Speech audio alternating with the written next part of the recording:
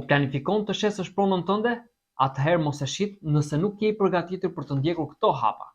1. Vlerësimi i pronës. Hapi i parë është të dini vlerën e saktë të pronës tuaj.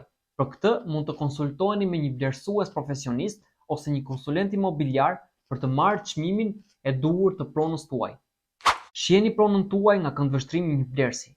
A mendoni se prona juaj ka nevojë për disa riparime apo rinovime? Mos harro, detajet të vogla bëjnë ndryshime të mëdha.